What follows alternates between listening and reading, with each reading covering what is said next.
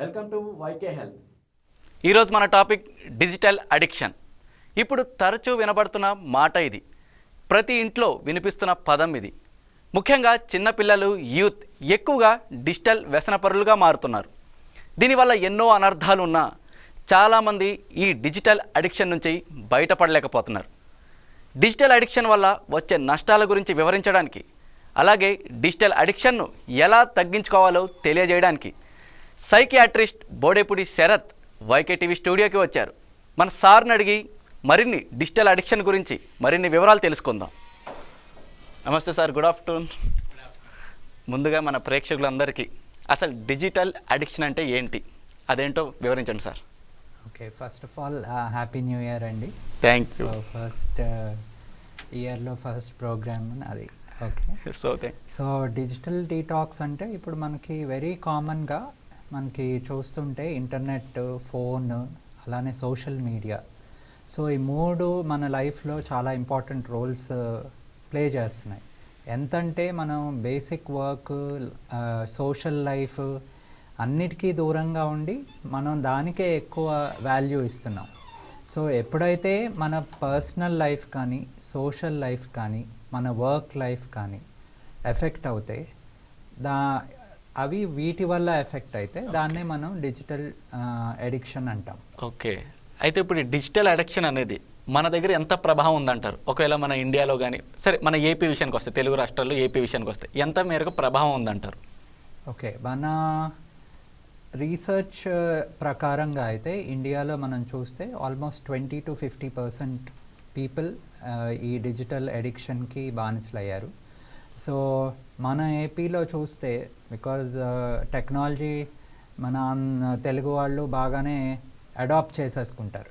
So చాలామంది almost ఇప్పుడు ఆంధ్రాలో కూడా మనకి ఆల్మోస్ట్ 20-50% అదే స్టాటిస్టిక్స్ మనకి చాలా స్టడీస్ చూపిస్తున్నాయి.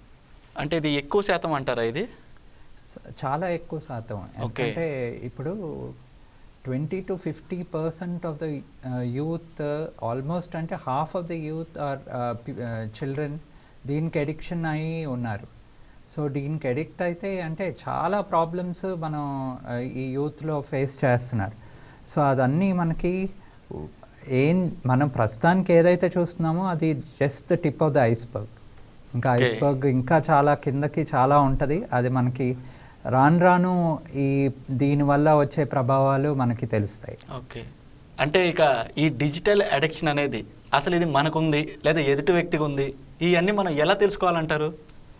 సో ఫస్ట్ థింగ్, మనం ఇప్పుడు సోషల్ మీడియా కానీ, ఫేస్బుక్, ఇన్స్టాగ్రామ్ ఇవన్నీ ఉన్నాయి, మొబైల్. సో ఇప్పుడు మనం చూస్తే మన మొబైల్ ఫోన్ ఛార్జింగ్ ఉందా లేదా అది పద్దాకా చూసుకోవటం, ఒకవేళ లేకపోతే దాని ఛార్జర్ ఎక్కడుంది, అది దూరంగా ఉంటే కంగారు పడిపోవటం, ఎక్కువ టైము మనం ఏమైనా పోస్ట్ పెట్టినా లేదా దానికి ఎన్ని లైక్స్ వచ్చాయి, ఒక లైక్స్ వచ్చాయా లేదా, ఫ్రెండ్స్ అందరికీ పంపించాను, వాళ్ళు చూసారా లేదా, వాళ్ళు దాని మీద కామెంట్ పెట్టారా లేదా, ఒకవేళ కామెంట్ పెట్టకపోతే మనకి దానివల్ల యాంగ్జైటీ వచ్చేయటం, ఇంకా కొద్దిసేపటి తర్వాత స్ట్రెస్లోకి వెళ్ళిపోవటం, డిజిటల్ స్ట్రెస్. సో వీటి వల్ల మనకి ఇవన్నీ రావటం చూస్తే దాన్ని బట్టి మనకు అర్థమవుతుంది మనం ఫోన్ లేకుండా, ఈ డిజిటల్ అప్లయన్సెస్ లేకుండా మన లైఫ్ ముందుకు వెళ్ళలేదు, మన లైఫ్ చుట్టూతా ఈ డిజిటల్ యూజర్స్ మీదే నడుస్తుంది అని దాన్ని బట్టి మనకి ఎడిక్షన్ అయ్యామని తెలుసుకోవచ్చు. అంటే డిటాక్స్ అనేది కూడా ఏదో ఉంటుంది కదా సార్, డిజిటల్ డిటాక్స్ అనేది, ఏదో డిజిటల్ డిటాక్స్ ఫాస్టింగ్ అనేది కూడా ఉంటుంది దీనికి, దీని గురించి ఏమంటారు?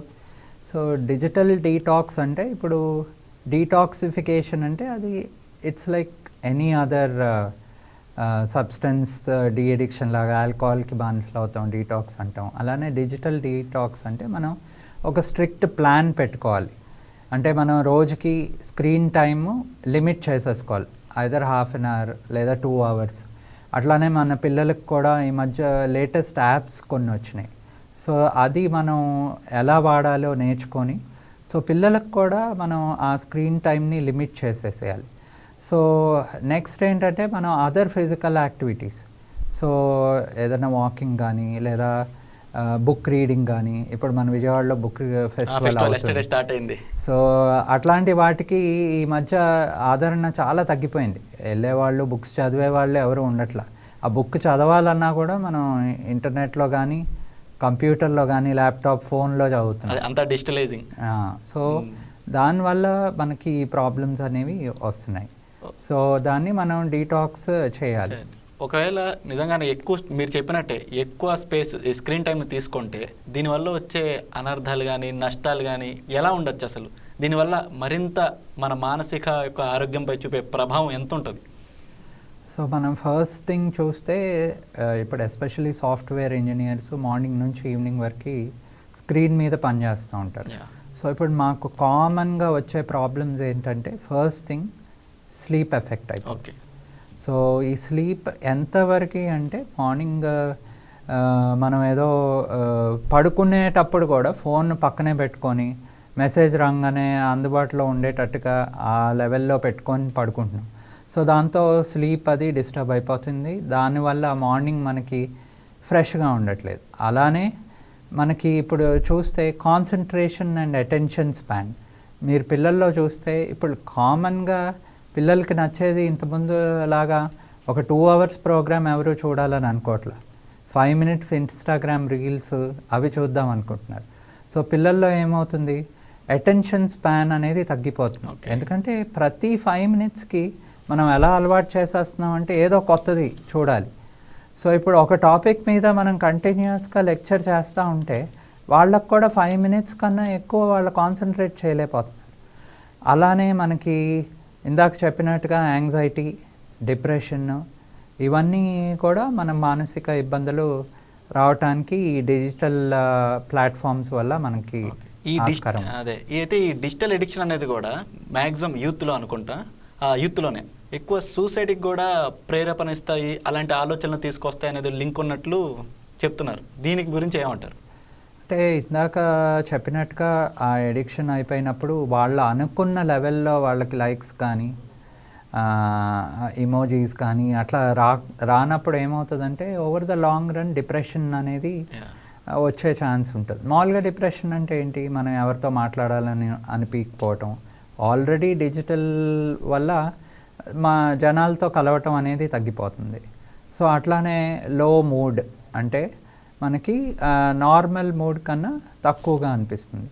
అలానే చిన్న చిన్న విషయాలకి యాంగ్జైటీ ఇవన్నీ తోడ్పడటం వల్ల సో ఆలోచనలు ఎట్లా అయిపోతున్నాయంటే ఇప్పుడు దాంట్లో అవసరమైనవి మనం ఉపయోగపడే విషయాలు ఉంటాయి, ఉపయోగపడని విషయాలు కూడా ఉంటాయి. సో ఇవన్నీ ఎక్కడెక్కడి నుంచి మనము ఆ ఇన్ఫర్మేషన్ గ్యాదర్ చేస్తున్నామో అది కూడా చాలా ఇంపార్టెంట్. చాలాసార్లు ఈ సోషల్ మీడియాలో ఇట్లా చేసాము, అట్లా చేసాము లేదా అని వస్తూ ఉంటాయి. సో ఏదో బ్లూ వేల్ గేమ్ అని ఒక 4-5 years బ్యాక్ బాగా ఫేమస్ గేమ్. సూసైడ్స్ కూడా అది చాలా మంది చిల్డ్రన్స్ సూసైడ్ కూడా చేసుకున్నట్టేనో గణాంకాలు కూడా వచ్చినాయి, మన న్యూస్ కూడా చూసాం వీటి మీద. సో ఆ టాస్క్స్ కంప్లీట్ చేయాలి. సో దాంట్లో ఒక టాస్క్ ఇదేదో బిల్డింగ్ నుంచి దూకటం, లేదా ఇది చేస్తే ఈ డేర్ చేస్తే మీకు ఇన్ని లైక్స్ వస్తాయి, ఇంతమంది చూస్తారు అని చెప్పి సో అట్లా రాంగ్ వేలో మనం ఇన్ఫర్మేషన్ తీసుకోవటం. ఇప్పుడు మన మూవీస్లో కొన్నిసార్లు చూస్తూ ఉంటాం అట్లా. సో వేరియస్ అదర్ మీన్స్ దాన్ని రాంగ్ వేగా దాన్ని ఇంటర్ప్రెట్ చేసినప్పుడు ఈ సూసైడ్స్కి ఆస్కారం అనేది పెరుగుతూ ఉంటుంది. దీనివల్ల కూడా రియాలిటీకి దూరంగా ఉండడం, మనం ఇతరులతో కూడా మనం ప్రవర్తించే తీరు కూడా మారుతుంది ఈ డిజిటల్ ఎడిక్షన్ వల్ల అని అంటుంటారు. దీని గురించి ఏం చెప్తారు? సో ఇందాక చెప్పినట్టుగా మనకి ఇట్లా యాంగ్జైటీ, డిప్రెషన్ ఇవన్నీ ఉంటాయి. సో స్లీప్ డిస్టర్బెన్స్ ఉంటుంది. సో దానివల్ల ఇరిటబిలిటీ పెరుగుతూ ఉంటుంది. సో కాన్సన్ట్రేషన్ ఇష్యూస్ ఉంటాయి. సో మనం వర్క్లో కూడా సరిగ్గా కాన్సన్ట్రేట్ చేయలేము. సో అట్లా మన పర్ఫార్మెన్స్ పడిపోతూ ఉంటుంది. సో దానివల్ల ఇంకా నెగిటివ్ రివ్యూస్ రావటం, సో దానివల్ల ఇంకా వాళ్ళు ప్రాబ్లమ్స్లోకి వెళ్ళిపోవటం, అందరితో ఏంటి నువ్వు సరిగ్గా పని చేయలేకపోతున్నావు లేదా ఈ మధ్య కలవట్లేదు. సో తన ఓన్ థాట్స్లో లాస్ట్ అయిపోవటం వల్ల ఈ ప్రాబ్లం అనేది పెరుగుతూ ఉంది. ఆ ఇరిటబిలిటీలో కొన్నిసార్లు మనం వైలెంట్గా రియాక్ట్ అవ్వచ్చు.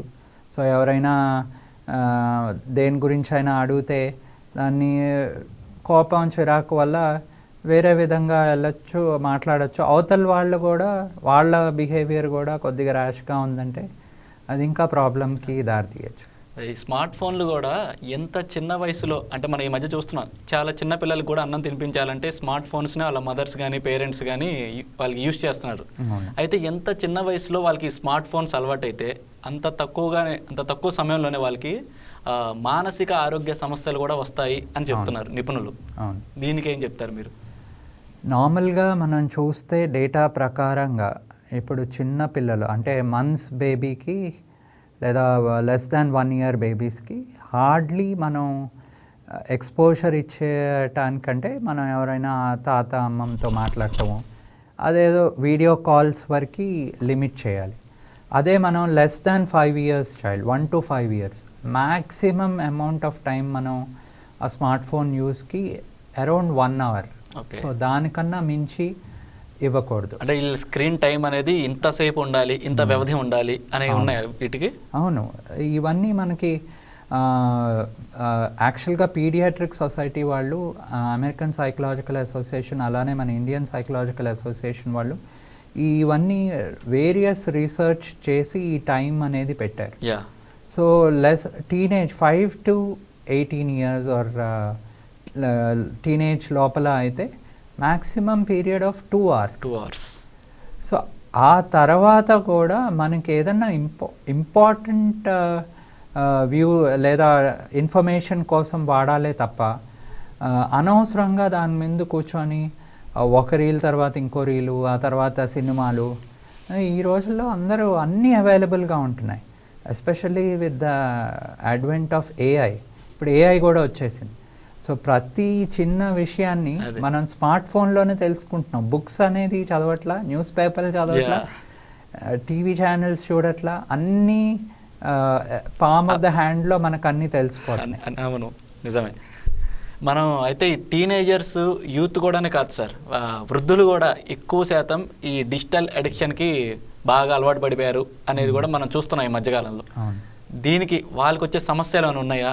అంటే వృద్ధులు దీనికి అడిక్ట్ అవ్వడం వల్ల.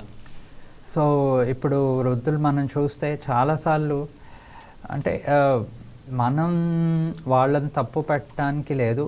ఇంతకుముందు రోజుల్లో మన సొసైటీ ఎట్లా అంటే జాయింట్ సొసైటీగా ఉండేది. ఇప్పుడు ఏమవుతుందంటే ఎవరి దారిన వాళ్ళు సిటీస్కి వచ్చేస్తున్నారు, అబ్రాడ్ వెళ్ళిపోతున్నారు. సో చాలాసార్లు పెద్దవాళ్ళు ఒక్కళ్ళే ఉంటారు, సింగిల్ ఒంటరిగా ఉండిపోతున్నారు. సో ఎవరు మాట్లాడటానికి, వాళ్ళ షేర్ చేసుకోవడానికి ఫీలింగ్స్ ఎవరు ఉండట్లా దగ్గరలో. సో అప్పుడు దానికి నెక్స్ట్ వాళ్ళు స్టార్ట్ చేసింది ఏంటంటే టీవీ. సో ఆ తర్వాత ఇంటర్నెట్ మనకి అరౌండ్ 90sలో వచ్చింది. సో అప్పటి నుంచి ఈ ఛానల్స్ అనేవి ఎక్కువ ఉన్నాయి. సో టైంపాస్ అవ్వాలి కాబట్టి మనం ఏదో ఒక దానికి ఎడిక్ట్ అయిపోతాం. దీంతో ఏమైపోతుందంటే నైట్స్ సరిగ్గా నిద్ర పట్టకపోవటం. సో దానివల్ల ఆల్రెడీ మనకి ఏజ్ పెరుగుతున్న కొద్దీ స్లీప్ అనేది తగ్గిపోతూ ఉంటుంది. సో దాంతో ఈ స్క్రీన్ టైం పెరిగిపోవటం వల్ల వాళ్ళకి ఇంకా ప్రాబ్లమ్స్ వస్తున్నాయి. పోనీ ఎక్కడైనా తగ్గించుకోవాలి అనుకుంటే వాళ్ళకి వేరే దారి కనపడట్లే. ఎందుకంటే వయసులో ఉన్నప్పుడు బయటకు వెళ్ళటానికి ఛాన్సెస్ ఉండేవి. ఇప్పుడు అసలు బయటికి వెళ్ళినా బయట మనకు పార్క్స్లో కానీ ఎక్కడ వాళ్ళ ఏజ్ గ్రూప్ పీపుల్ ఎవరు ఉండట్లా. ఎందుకంటే కొద్ది బేసిక్ సపోర్ట్స్ ఉండాలి, వాళ్ళకి తీసుకురావాలి. సో ఫ్రెండ్స్ అనేది అందరూ రిస్ట్రిక్ట్ అయిపోతున్నారు డిజిటల్ మీడియాకి. సో దానివల్ల కూడా వాళ్ళకి మానసికంగా ఒత్తిడి అనేది, స్ట్రెస్ అనేది పెరిగిపోతూ ఉంది. దానివల్ల యాంగ్జైటీ పెరిగిపోతూ ఉంది, డిప్రెషన్ పెరిగిపోతూ ఉంది. సో ఇదన్నీ ఒకటికి ఇంకోటి లింక్డ్ ఉన్నాయి. అదే ఇప్పుడు మనం డిజిటల్ డిటాక్స్ విషయానికి వస్తే దీనికి సంబంధించి ఈ ప్రభుత్వం కానీ లేకపోతే చిన్నపిల్లల కోసము ఏదైనా స్కూల్స్లో కానీ ఎలాంటి కౌన్సిలింగ్ ఇస్తే మంచిదంటారు? సో మనకి డెఫినెట్గా ఒకటి ఐడెంటిఫై చేయాలి ఏంటంటే, మనము ఫస్ట్ థింగ్ ఈ కౌన్సిలింగ్ కన్నా ముందు, స్కూల్ కన్నా ముందు మన హోమ్ ఎన్విరాన్మెంట్లో మనం ఏం చేస్తున్నాం అంటే, ఇప్పుడు మన పిల్లలు నా ఫాదర్ని మదర్ని చూస్తారు. సో మనం వాళ్ళకేమో ఫోన్ వాడొద్దని చెప్పి మనం ఫోన్ వాడుతూ ఉంటే సో ఆ మోడలింగ్ అక్కడి నుంచే నడుస్తుంది. ఇప్పుడు మీరు చూస్తున్నారు, సో నేను చూడాలి. సో లేదా మనం ఏదో వర్క్ చేసుకోవాలి, సో వాళ్ళకి ఫోన్లు ఇచ్చేస్తున్నాం. సో ఎందుకంటే వాళ్ళు డిస్టర్బ్ చేస్తున్నారు కాబట్టి. ఇంతకుముందు కాలంలో మనం బయటికి వెళ్ళి ఆడించటం, పార్క్స్కి అవి తీసుకెళ్ళటం ఇవి ఉండేవి. సో అవన్నీ ఉండట్లేదు. సో ఇప్పుడు మనం స్కూల్కి వెళ్ళినప్పుడు వాళ్ళకి చూడాల్సింది ఏంటంటే, ఇప్పుడు స్మార్ట్ క్లాస్ రూమ్స్ అని మళ్ళీ అక్కడ డిజిటల్ బ్లాక్ బోర్డ్స్ అని ప్రభుత్వమే దాన్ని కూడా ప్రోత్సహిస్తుంది వీటి కోసం. సో సో కొంతవరకు మనం దేనికి వాడతాము అవి అన్న దాని మీద వెరీ ఇంపార్టెంట్. సో మనం ఎడ్యుకేషన్ పర్పస్గా స్ట్రిక్ట్ గైడ్లైన్స్తో మనం దాన్ని పాటించగలిగితే నో ప్రాబ్లం. సో మనం అది అంతవరకు ఓకే. కానీ స్కూల్స్లో మనం ఈ మధ్య చూస్తూ ఉంటే చిన్నపిల్లలకి ఫర్ వేరియస్ రీజన్స్ ఫోన్ అనేది ట్రాక్ చేసుకోవటానికి ఇవ్వాల్సి వస్తుంది. వాళ్ళకి ఏమైనా ప్రాబ్లం ఉంటే వెంటనే ఫోన్ చేయటానికి ఒక ఫోన్ అనేది ఒక టీనేజ్లో కానీ 10th 11th సో ఇట్లా ఇచ్చేస్తున్నాం. అవి రాంగ్ వేలో యూజ్ అవుతుంది.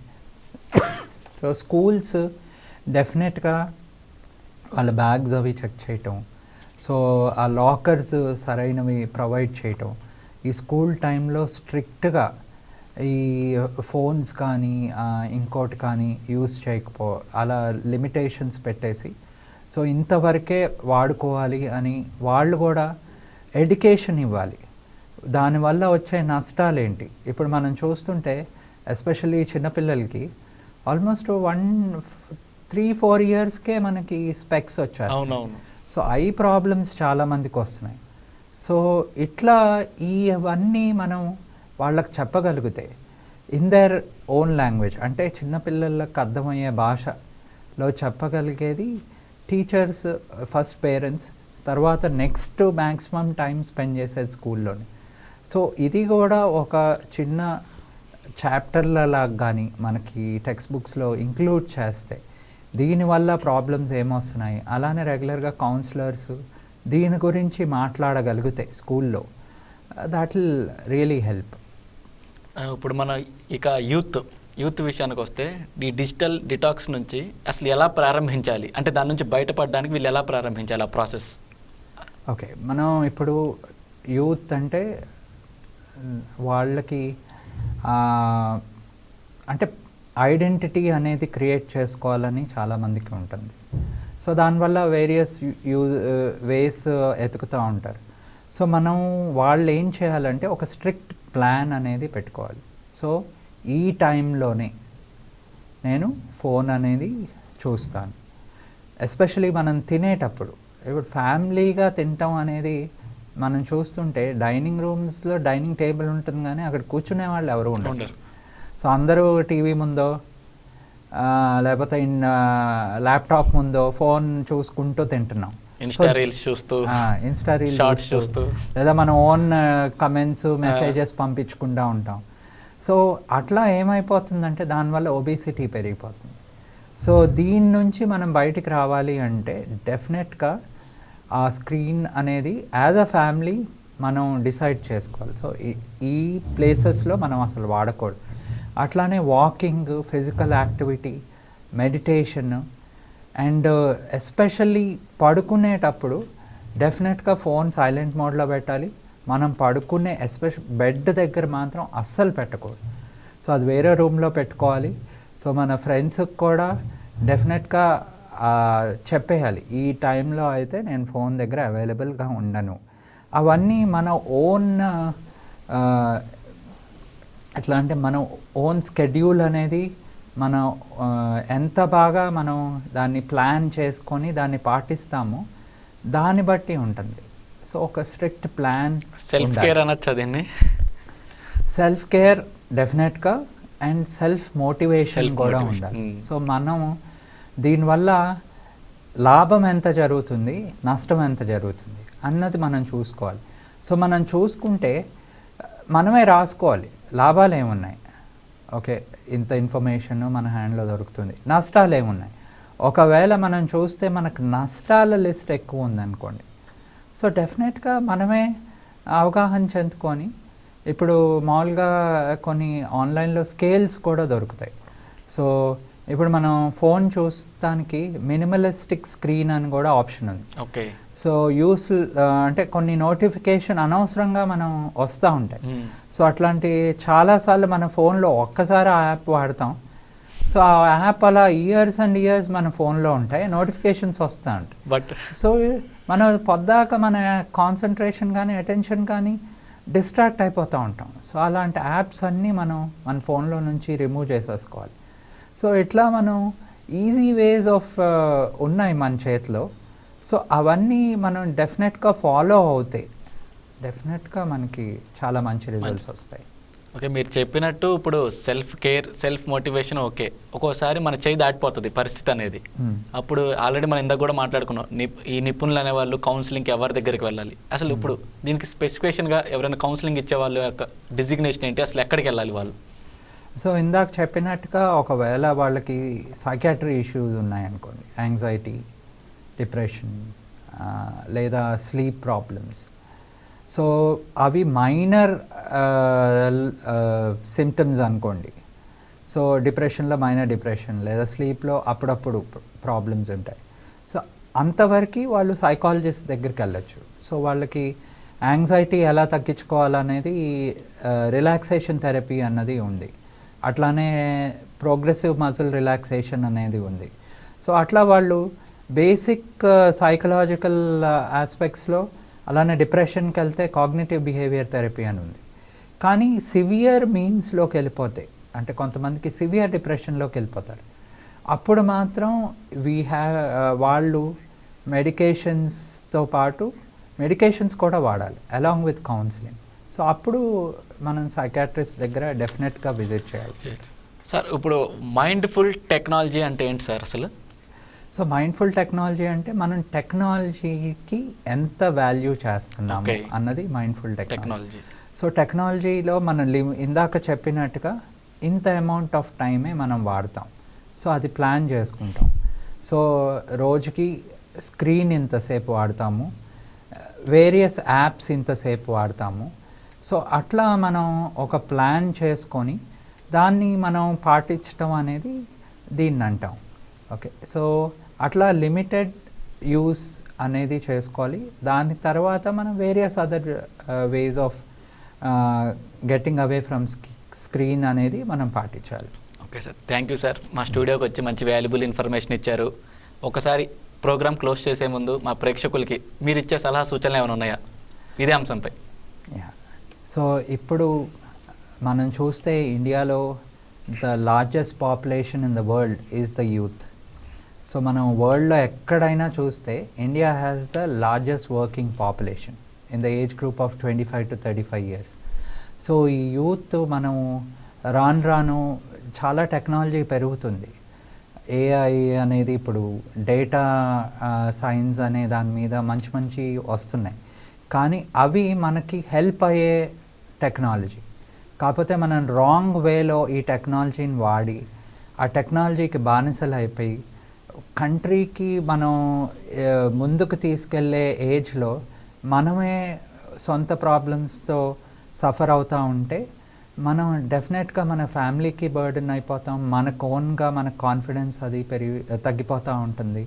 సో దీనివల్ల నా మెసేజ్ ఏంటంటే definitely we need to adopt టెక్నాలజీకి దూరంగా అయితే వెళ్ళలేం, కానీ రైట్ఫుల్ వేగా రైట్ అమౌంట్ ఆఫ్ టైం దానికి కేటాయిస్తే we'll be very successful and India will be successful. Sir thank you sir. Thank you అండి. సో చూశారు కదా ఇవాళ డిజిటల్ అడిక్షన్ వల్ల ఎలాంటి నష్టాలు వస్తాయో, అలానే డిజిటల్ డిటాక్స్ వల్ల ఎలాంటి లాభాలు పొందొచ్చో. కాబట్టి మీరు కూడా దీన్ని పాటించడానికి ప్రయత్నించండి. రేపు మరో ఎపిసోడ్తో మళ్ళీ కలుద్దాం. So keep watching YK news, ఇది తెలుగువారి గుండె చప్పుడు. Please subscribe to YK TV Network. Please subscribe to YK TV. Please watch YK News. Don't forget to subscribe YK News channel.